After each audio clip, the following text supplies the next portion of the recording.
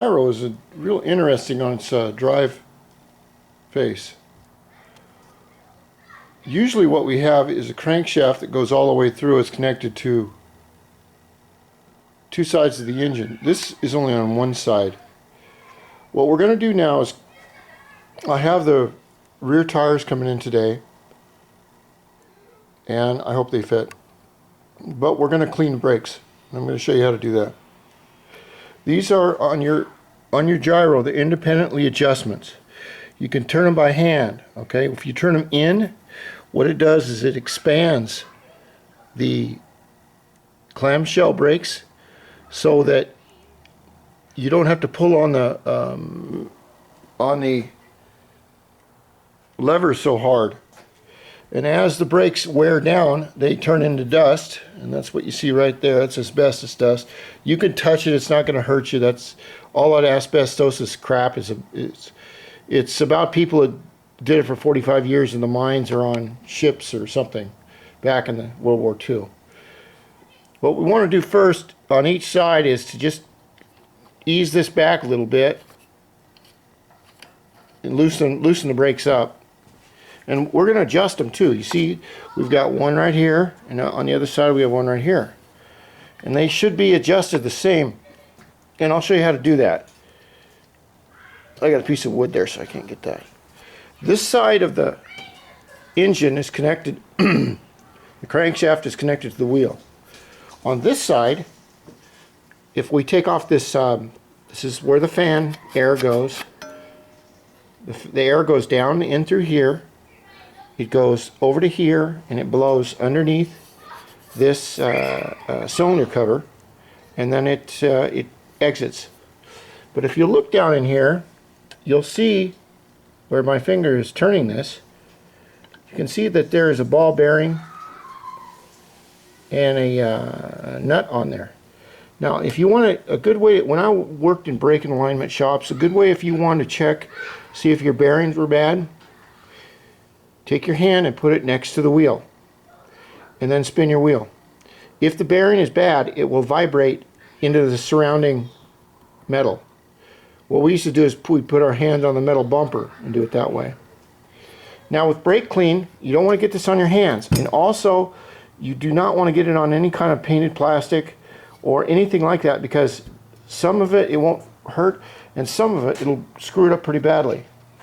Now usually with something like this, what we're going to clean is the dust that accumulates in there, because as the pads friction against the inner hubs, the asbestos flakes off and turns to powder.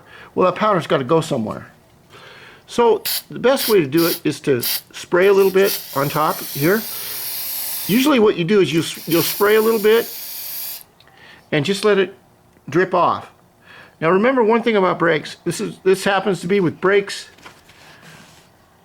with cars and anything. Brakes and oil do not mix. Okay? No oil. If you were to get any oil on here, like grease or anything like that, the minute that you put your brakes on, it would lock up, and you don't want that. That's why we use the brake clean, and what it does, it's what's called a surfactant. It gets inside the porous asbestos, and this works on cars, it works on anything with these asbestos brakes. Disc brakes, everything. It gets inside here and lifts the oil and any crap you may have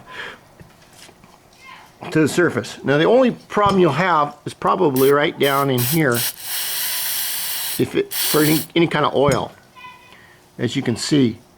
And I look for leakage. I also look if your bearing is bad here and you've got a stuck bearing. This usually will show a dark blue temper because it's been heated so much. Remember, the engine will tell you a story if you listen to it.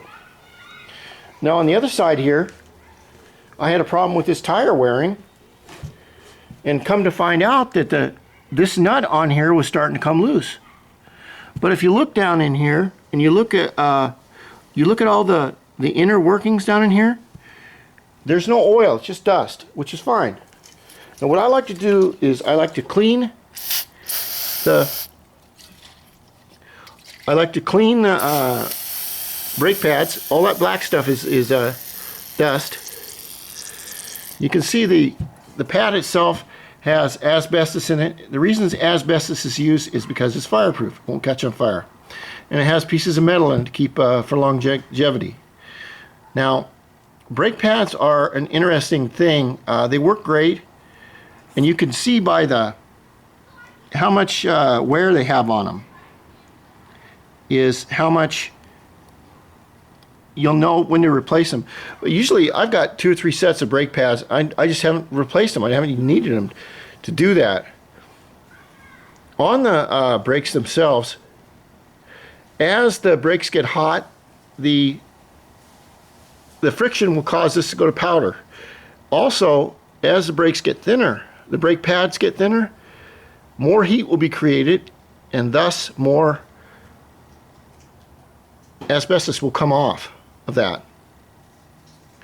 So I'm going to go in and clean all this up and check the bearings, and then I'm going to do a little bit more painting on the wheels right here. I got a nice day out. It's 63 degrees.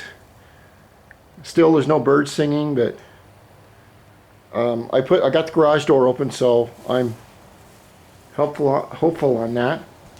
With the okay.